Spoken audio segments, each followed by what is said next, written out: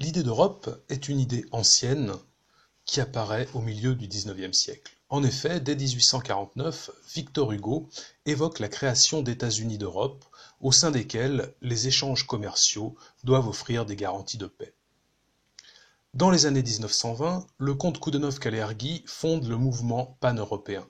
L'objectif de ce mouvement est de créer une fédération des États européens avec une politique commune de défense et d'économie. Il s'agit, de fait, de faire de l'Europe ruinée par la guerre une puissance mondiale. Le ministre français des Affaires étrangères, Aristide Briand, soutient le projet, mais la crise économique des années 30, combinée à l'essor du fascisme et du nazisme, ruineront les espoirs d'Union européenne. Après la Seconde Guerre mondiale, la paix en Europe passe par la mise en place de coopérations européennes. Ainsi, dès 1948 est fondé à La Haye le Conseil de l'Europe, qui va œuvrer pour la défense de la démocratie et des droits de l'homme.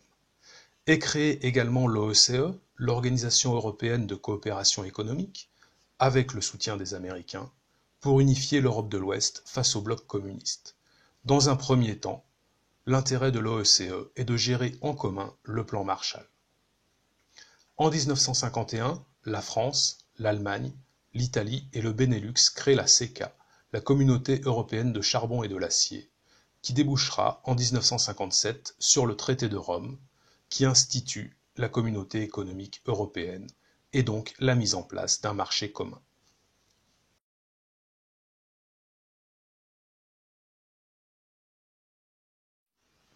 À partir des années 70, la Communauté économique européenne, puis plus tard l'Union européenne, s'élargit jusqu'à compter 28 membres en 2013.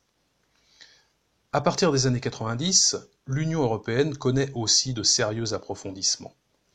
Le traité de l'acte unique, signé en 1986 et mis en application en 1993, crée un marché unique avec ouverture totale des frontières et libre circulation des biens et des personnes.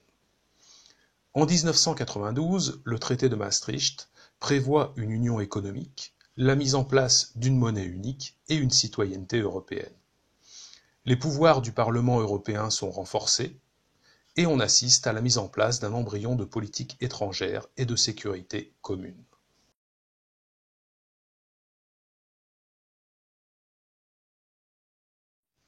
Tout au long de son histoire, le projet européen a suscité de vives oppositions.